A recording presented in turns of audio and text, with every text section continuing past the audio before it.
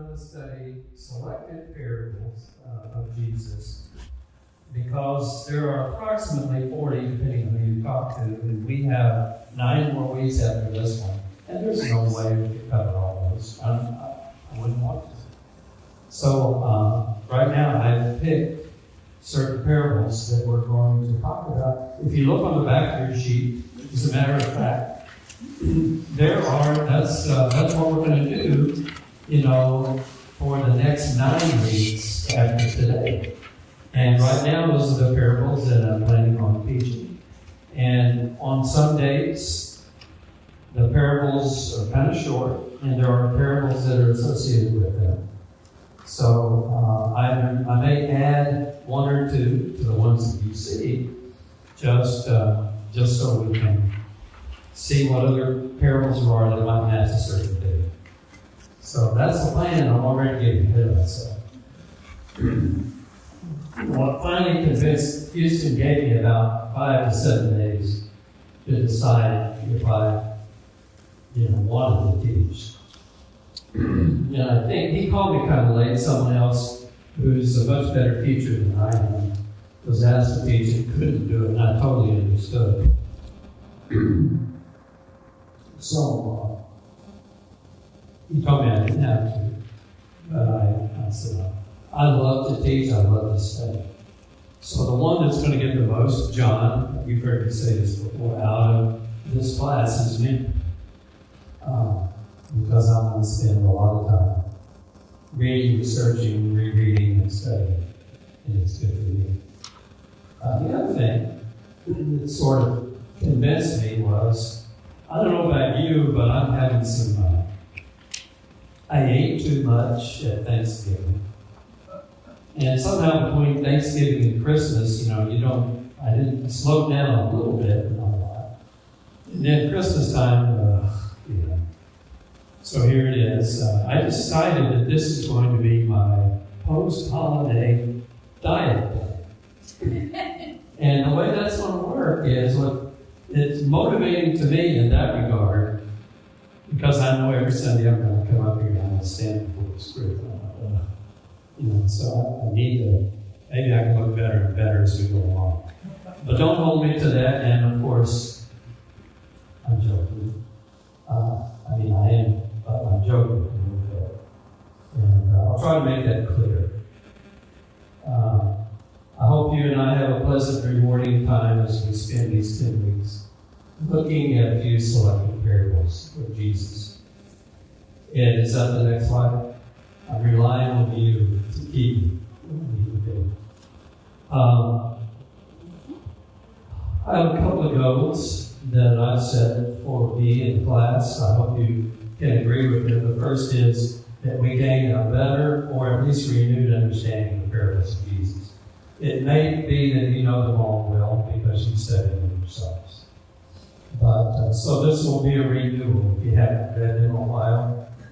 But to gain a better understanding of the parables of Jesus.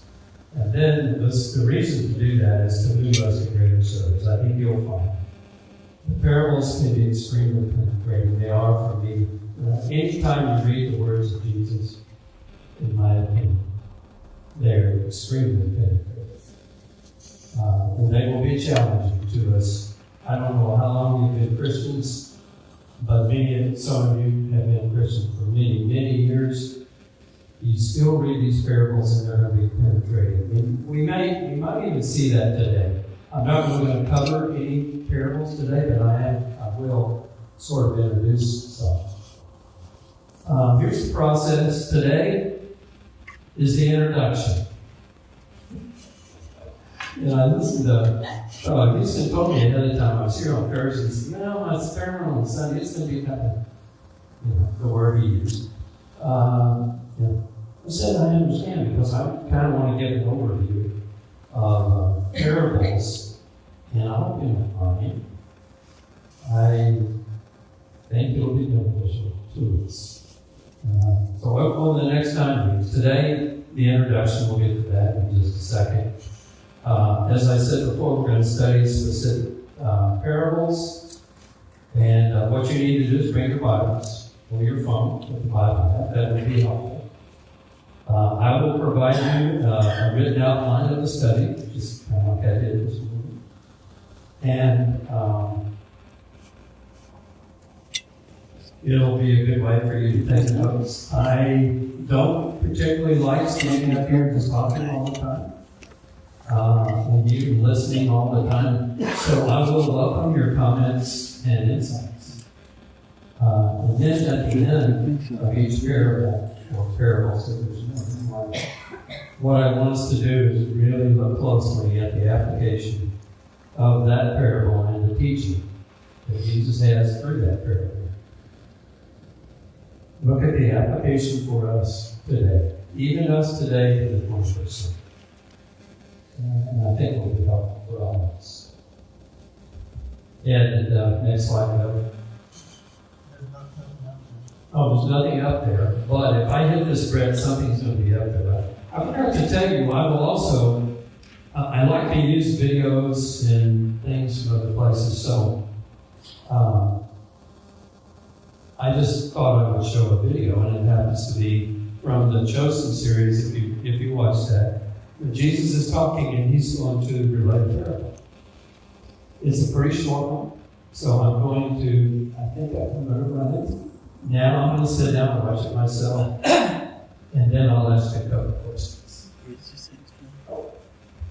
Because we know that God pursues the sick more than the healthy. Think of it this way.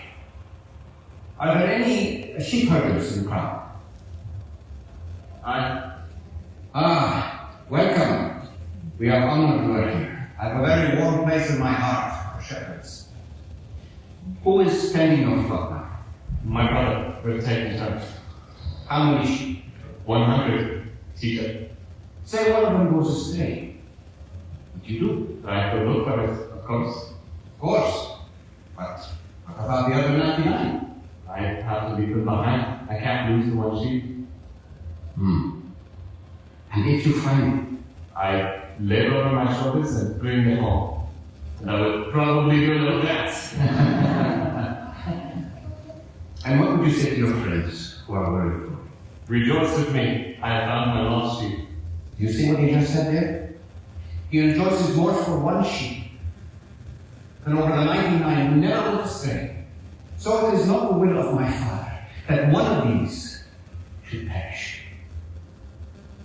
In the same way, I tell you, there will be more joy in heaven over one sinner who repents than over 99 righteous persons who need no repentance. Look at that. Couldn't tell Jew from Samaritan over the lyrics.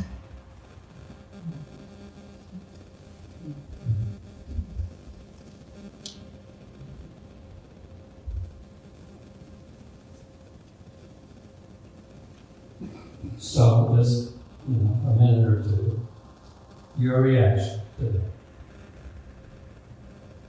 Your thoughts. Give me a chance to talk. I thought it was wonderful. Yeah, why? I thought it was wonderful. Why? Oh, why? Because I'm a visual learner, and as often as I've read that in the scripture, each time Jesus is portrayed on the screen, for some reason, it just touches my heart more. I can kind of seem to feel what he was trying to convey easier. Yeah. I have a daughter who is a Christian, but she's the one, that Jesus talked about. Yeah. And I told her that even if it's after I die, I want her to watch the Chosen series. We have a daughter, and I kind of told her the same thing. Yeah. She's a Christian, but Yeah. she's not. She's not one. Okay, other thoughts? Yes.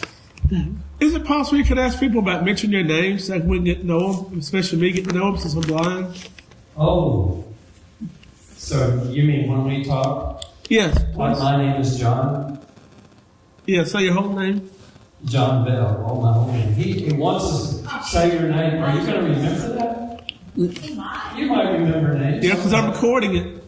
Okay. Oh, you're recording it. Oh, dear. Yeah. Well, that's great. No one's going to talk now. No.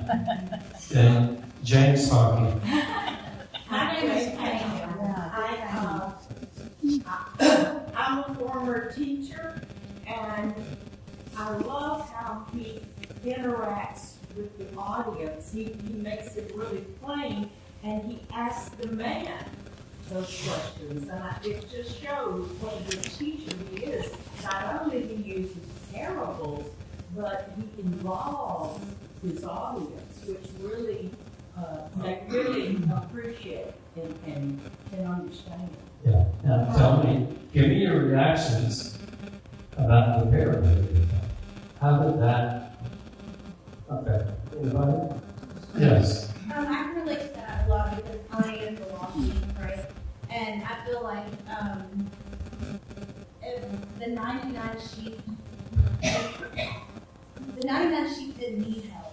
There was one sheep that was lost that needed help, and I'm that sheep, and so it just that parable sticks out to me a lot because we were all righteous. We wouldn't need help.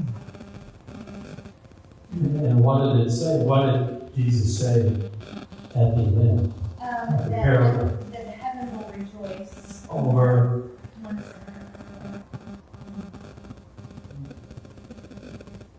sinner. It's pretty fair.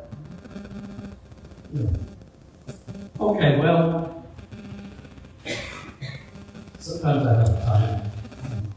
They tell me it's when I need to go faster. My wife's not here today. I don't think she's going to be here next week. That means that I'm not going to get critiqued. I don't know if that's good or bad. If any of you want to critique me on the way up, if you know me, I'll let you do that. All right, we will see videos, not all of them from the Chosen series from time to time. I think they'll be helpful for us. Today, again, I just want to talk about some things, and we're going to address these questions as quickly as I can. What are parables? Why did Jesus teach using parables? What is the focus of Jesus' parables? And how do we better understand and interpret parables? I thought it might be nice for us just to look at some of these things. By the way, I forgot to ask, are there any English teachers or in the audience? Or have been? Yeah, I was afraid of that. There are. How about, are there any math teachers, mathematicians, or engineers here? Okay. Now I'm really in trouble. Because I'm going to give a couple of minor English and math lessons. And unless someone else wants to do it once I start. I am a math person myself, so I couldn't resist. What are parables? Well, from a Greek word, here's some of the dirty part. It's from a Greek word, we're going to spend some time on this, which essentially means a casting or placing alongside of. A parable is actually one of a few or several figures of speech that use comparisons to convey a thought or message, and that's what a parable is, and that's what we'll notice as we go through the parables. The Greek word used in the New Testament for parable is, the root word is parabole. And I'll probably mention that again later on. The Hebrew counterpart is mashal. You know there are parables in both the Old and New Testament. Now, you may not know very many in the Old Testament. There aren't that many. But I'll share one of them with you later. The Hebrew word mashal comes from a verb meaning to represent or be like. So you can understand how that might fit with what a parable is.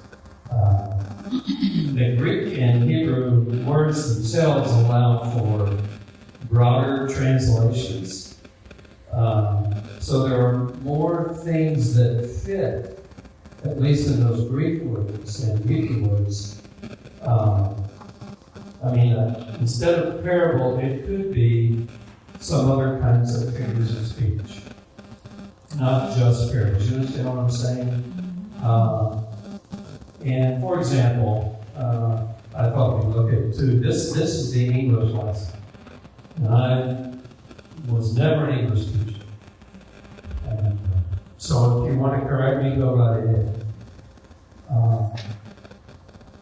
But there are a couple of figures of speech that are in fact used in the scriptures. So I thought I would at least look at those two. The first one is a metaphor. Does anybody want to tell me what a metaphor is? If not, I can read it here. Yeah, I don't want to put you on the spot like this. A metaphor is a figure of speech that makes a comparison between two non-similar things. And there are many in the Bible, in both the Old and the New Testament. Here are a couple in the New Testament. These are metaphors. I am the bread of life. Who said that? Who's the I? The I here is Jesus. He's the bread of life. Is Jesus bread? I mean, he's a You get why this is a metaphor. He's comparing himself to the bread of life. Also, he says, I am the light of the world. Both of these sayings, metaphors, occur in the book of John, the Gospel of John. And the Gospel of John contains 7 I ams. And if you ever study the Gospel of John, you will study those 7 metaphors in the book of John. The second figure of speech is a simile. A simile is a whole lot like a metaphor, except in a simile, the words is like will occur, or the word as will occur. Something is like something, something is as, blah, blah, blah. And here are some examples. I need to go back. Oh no, read this one. I practiced this one. My wife was coming down the stairs. This is from the Old Testament in Song of Solomon, verse 4. Song of Solomon is talking about his lover, and this is what he has to say about his lover. Your hair is like a flock of goats descending from the hills of Gilead. My wife comes down the stairs, and I say, honey, how would you feel if I told you your hair was like a flock of goats descending from the hills of Gilead? I really did that. Can you believe that? What do you think she did? She laughed hilariously. Well, first it's like, what are you talking about? So I had to repeat it. And then she's like, But I don't understand that. How is a lady's hair like a flock of goats? Anybody here? Any ladies? Wanda, how about you? Your hair like a flock of goats?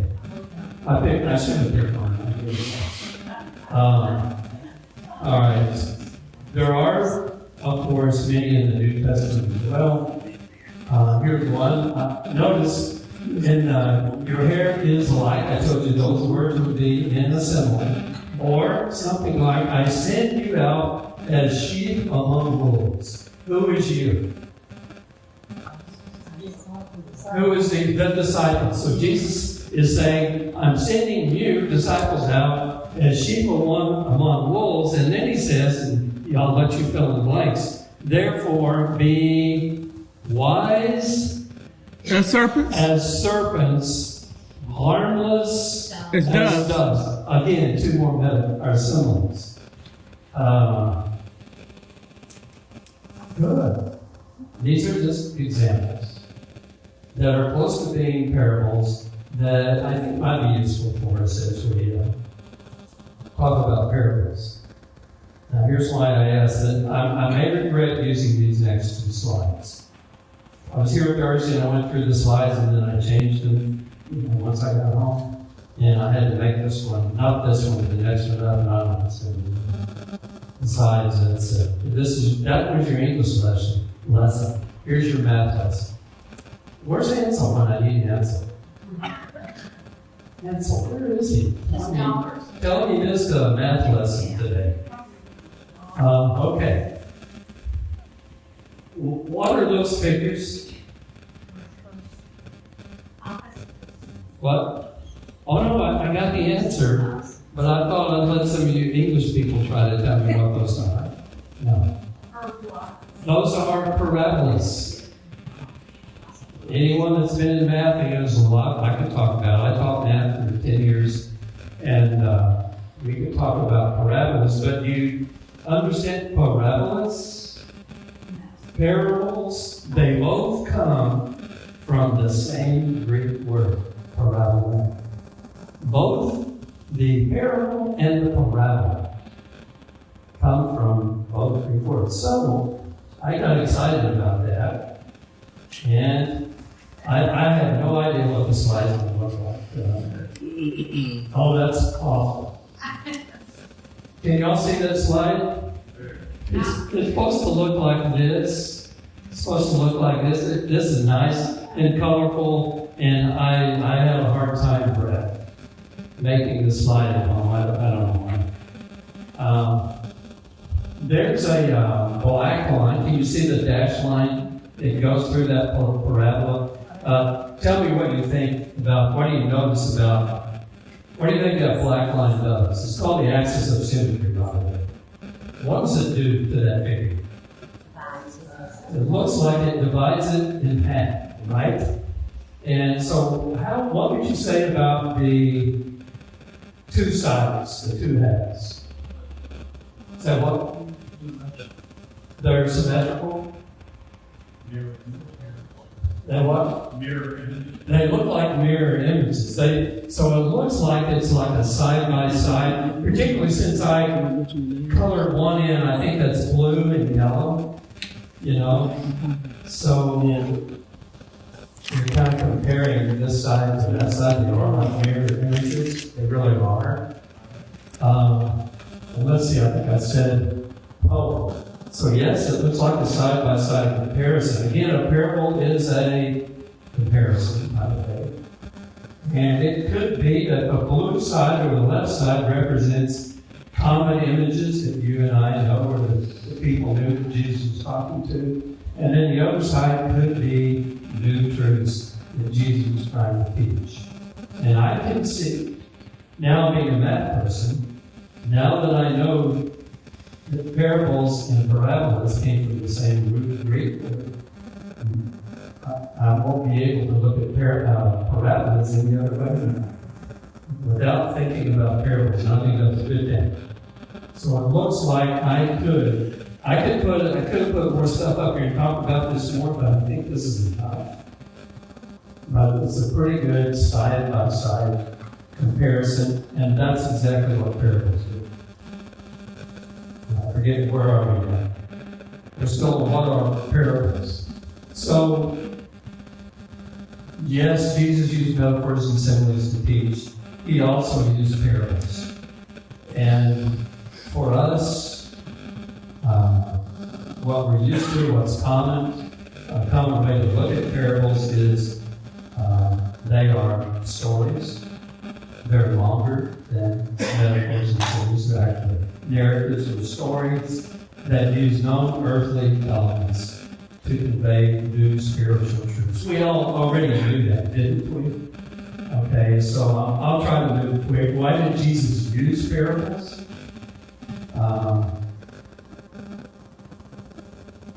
Jesus told parables so his listeners would better understand new teachings that were couched in terms that the people already knew. That makes sense. Yes? Yeah. If you want to try to teach somebody something, talk to them about things they already know. But the question is, why did Jesus use parables? It's kind of interesting because Jesus mentioned that question in the New Testament. And I got to be honest, the answer is a little confusing. It's like he's answering as a parable, but it's not. So I want to look at them. His disciples in Matthew 13, you can see the verses 10 through 17. His disciples come up to Jesus and says, why do you use parables when you talk to people? Now, let me ask, why do you think that the disciples asked that question?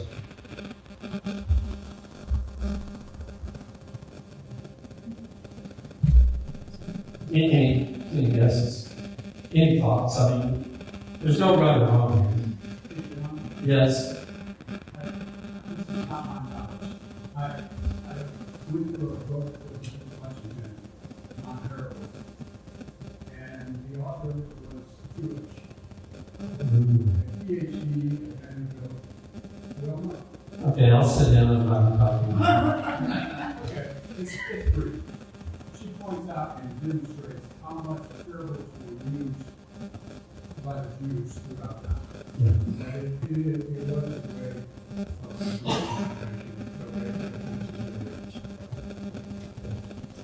I mean, that's exactly right. There's a whole book in the Old Testament that come from the root word for parables, because they can. That word can also be translated Proverbs.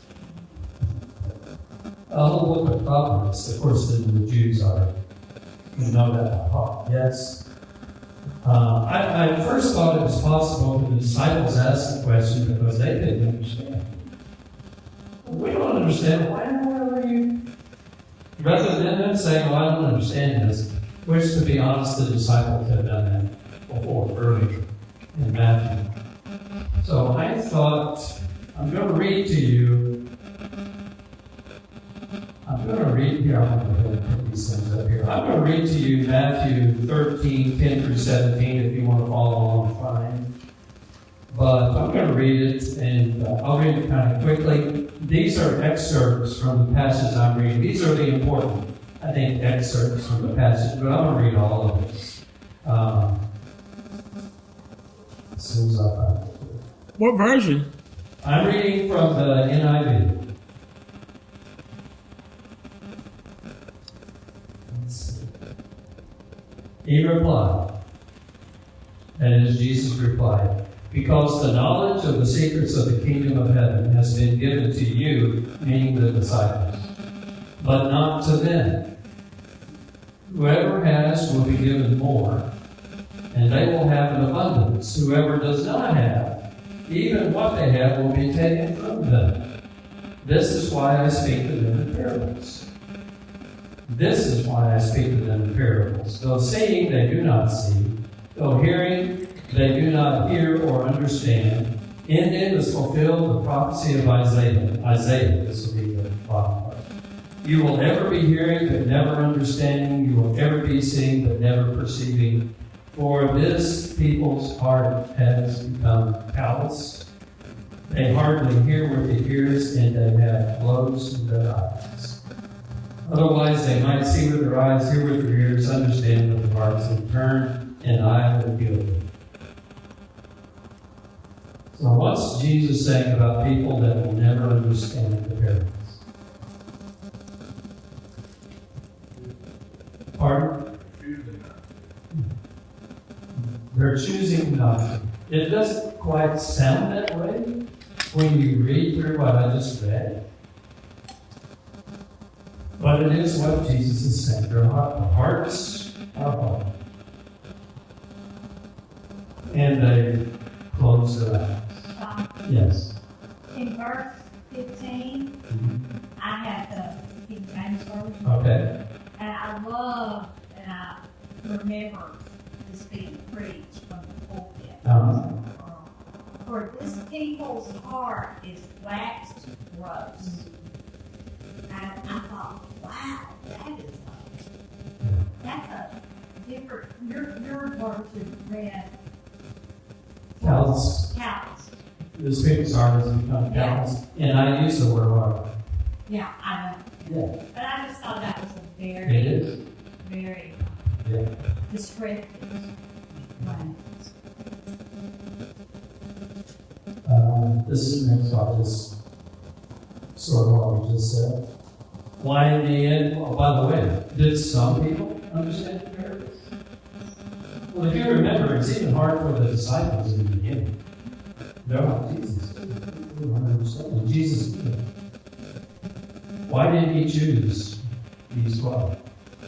To follow him and learn in the years that he would be in his ministry, let's say 3 years. He follows, he's going to rely on them when he left. spread the news about the kingdom that he was talking about.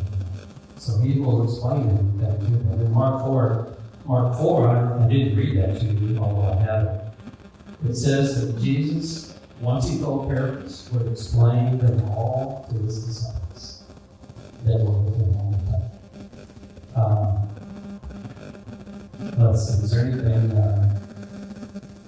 There are many people who will never believe. Only the interested survive.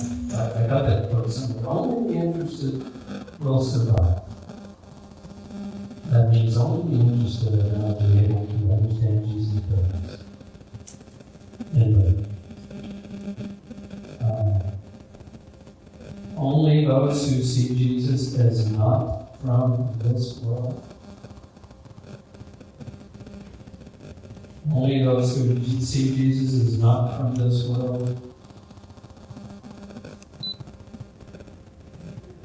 will give him a second. Only the people that really believe that Jesus is who he said he was, the Messiah, even the Son of God, only those people are going to be able to understand this. Okay. Let's move on. How many parables are in the Old Testament? Well, about 6 to 9. How many are in the Gospels in the New Testament? And by Gospels, in this case, I mean Matthew, Mark, and Luke. Some people think John might have 2. Most people / scholars, I suppose, says John has none, but the Synoptic Gospels have somewhere around 40. The NIV that I use that's sitting here, down here, it has a list of the parables in there. I counted them. There are 40 in here. I have another list that I use in about 41. I see 38 written in the list. So, let's face it. It sort of depends on whether one includes some of the metaphors and similes as parables. And then there are some really short parables that I think some people choose not to count. And you'll see because we'll look at some.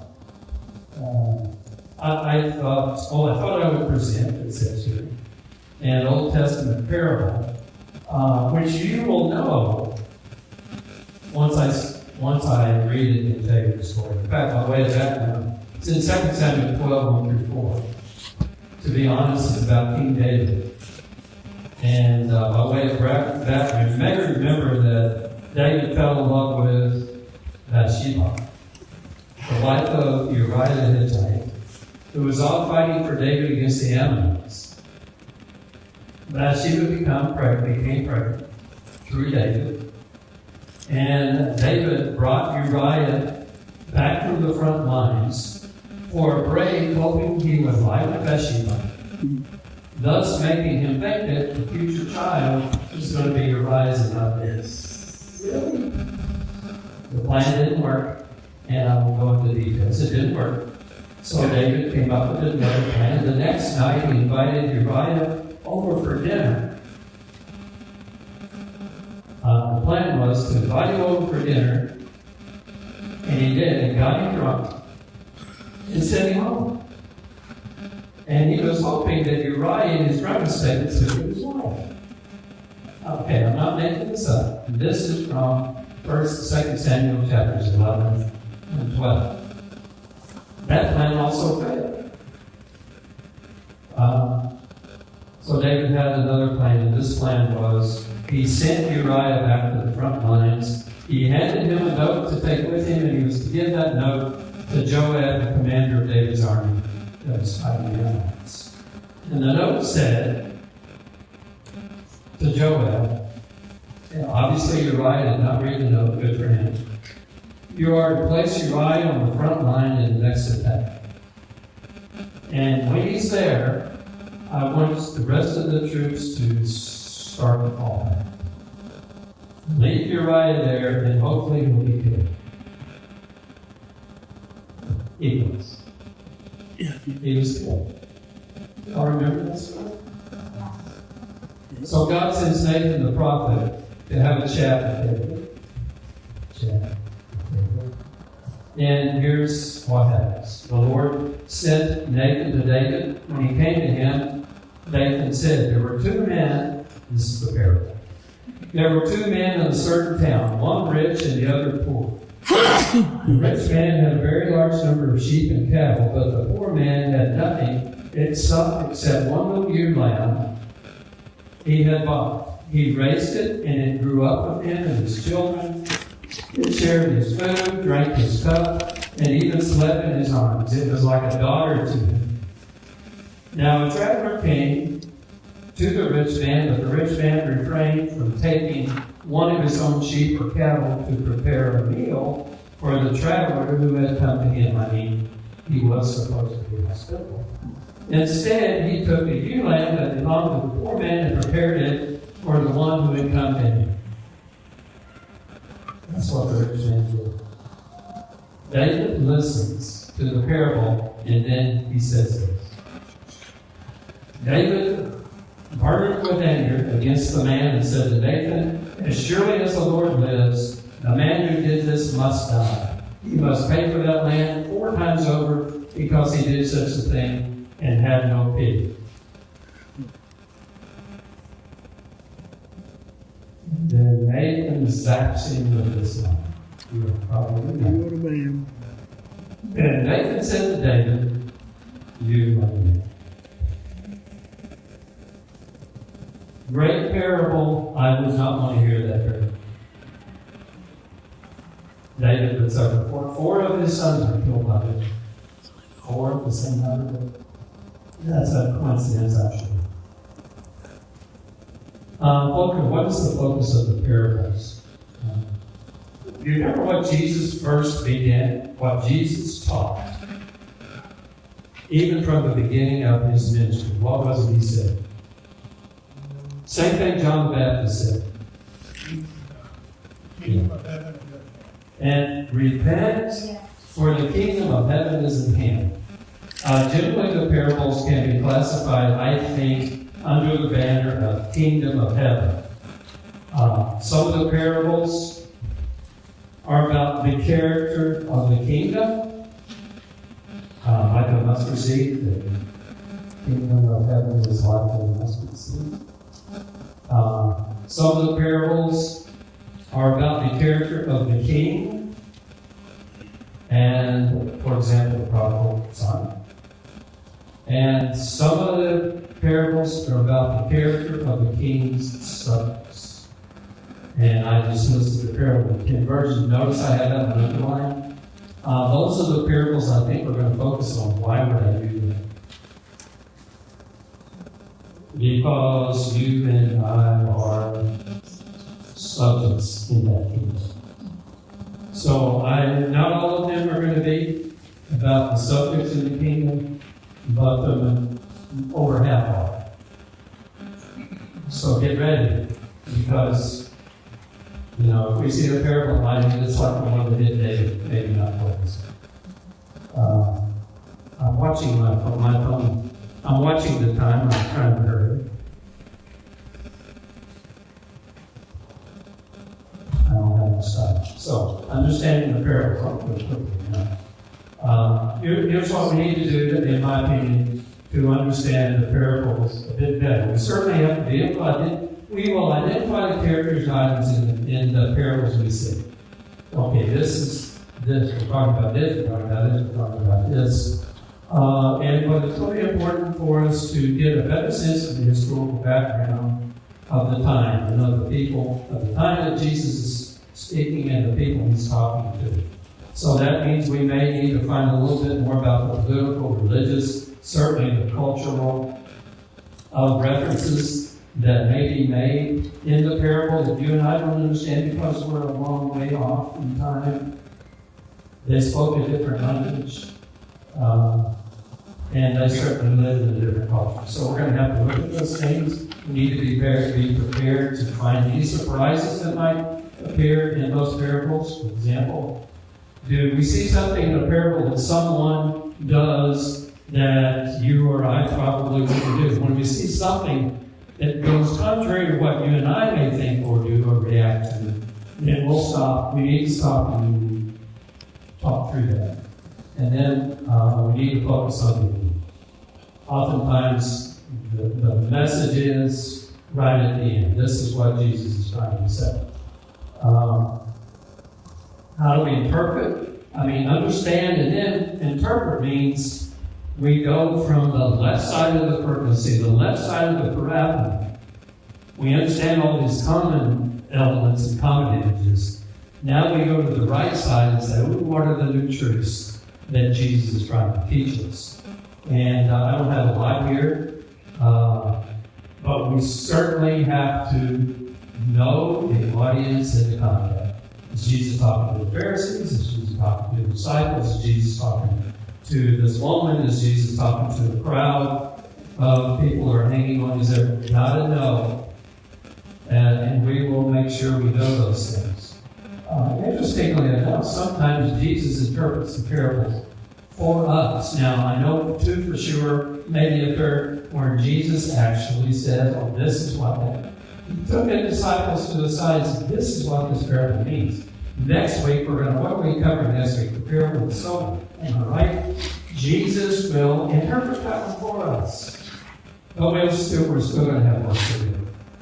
The last thing, yes, focus on the central point. Don't try to figure out all these minor things this could be. Let's make sure we get the central point. There may be other things that we can apply, but let's get the central point. And then we can certainly use other scripture. For one thing, some of the parables are written in all three Gospels. Some of them are written in at least two. In two. But then there are others that are only written in Luke or only written in Matthew. For the most part, Mark has one parable, it's not the other two. So we can certainly use those other instances to understand.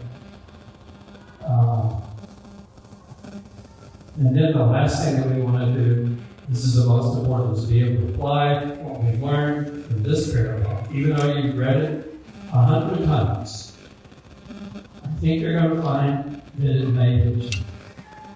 And some of these may hit you hard. There may be some hard lessons in here. Jesus has some hard lessons for the Pharisees, but I have to tell you, some of those lessons may for us. Now, how do I know that? Because I've read them more than once, and some of them kind of hit the top. And I think I'm a pretty good job. I think I'm a decent subject to the we perhaps can find that. Well, honestly, it's going to be a personal thing. And most of us, if you're like me, most of you aren't going to learn as much in here as you will and would on your own and do on your own. So there has to be some personal reflection.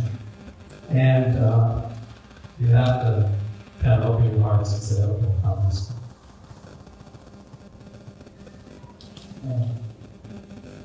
That's sort of the deal. I had 3 parables that I wanted us to look at the takeaway. I think is it already 11:45? Do I have a minute? No. Let's say I have 30 seconds. Here's a parable. No. Some people say this may not be a parable. Some think it is, but the majority say no.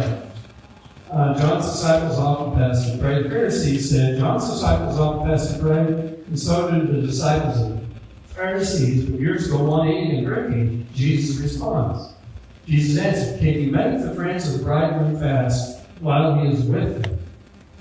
But the time will come when the bridegroom will be taken from him, and those days they will fast. Now, I'm not even going to ask you what that means.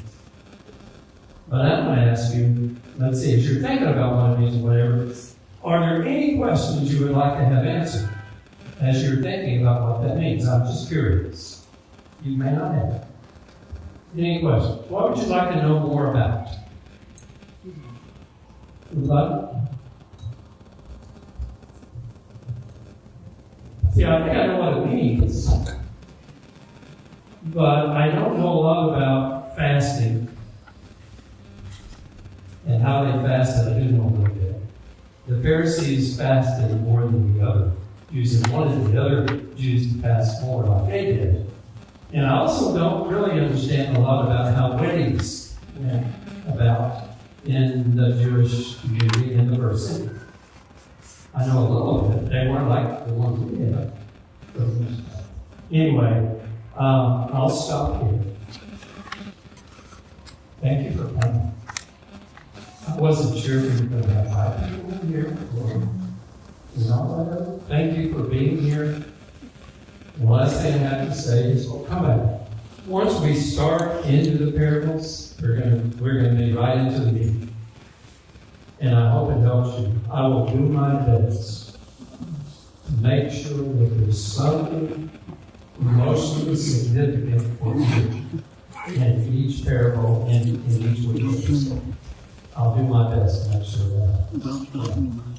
May God give you wisdom and courage this time. Thank you. Yeah. I'm talking about quarter to after Okay. I won't. the scan the paper. Right, I won't. I got 9 on me by Yeah. Oh, you guys are there too. Yeah. One of them screwed up your phone real bad. Yeah. It was too hard. I couldn't get. We couldn't get everybody to say their name. I'm sorry. I'm sorry I've asked too much. Some people just don't want to do it. Yeah. They don't have a way for blind people to know them. Yeah, get used to it. Some of them really wanted to, but not glad to meet you. Nice to meet you too, brother. Prince, right? Chester. Chester. I'll probably ask you again next week. Chester. What's my name? Do you know? John? Oh, shoot. You were supposed to miss it. No. Chester. It's good to have you. Good to be here, brother. Yeah, at first when you were talking about you ate too much, I thought I was supposed to be a big guy. I'm not a really big guy. No? I'm not a big guy. You got that sounds big, that size of a friend Philip. Maybe not. I don't know. I'll have to look. I wish I could. Yeah, I ever had a full auditorium class. Have you ever had a full auditorium class? Oh, well, no, that would be almost impossible because that would be like 400 people. You know, I've taught in here once before, and there were a little bit more people. We had a decent sized class. Yeah, there's 2 other adult classes. You know, so some people go to different ones. But we had a nice group. Yeah, because everybody don't sit together like family. Yeah, not quite. No, they can spread out. It'd be easier to get to know them if we sat closer. Oh, yeah. Together, but No, you're right. I see that. You're right. Well, perhaps I'll see you next week. Lawyers' fees or something like that. can you give me my phone number? Say what? Can you give me my phone number? Yeah, let me get my phone. I made a pound cake for this girl. Give me a second. She didn't John, have good to much see you. time. She was doing so much other things. Jenny, good to see you. Yeah. Well, it's Welcome to North Cobb. Welcome to East Cobb, Chester, Chester. she's talking to you. What now? Welcome to East Cobb. I'm Jenny Cheshire. It's nice to meet you. Nice to meet you. My name's Chester Thrash. Nice to meet you, Chester. Nice to meet you, sister. So you guys just started?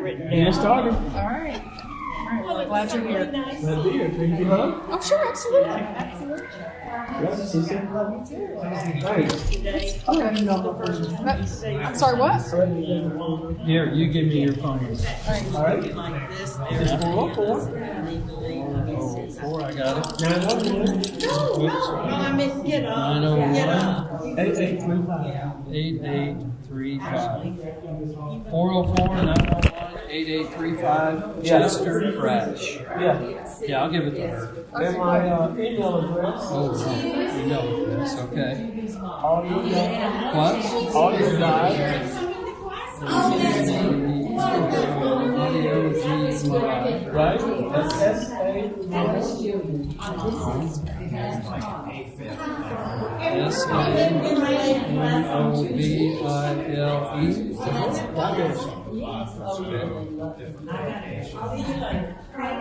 So I can send you how you going?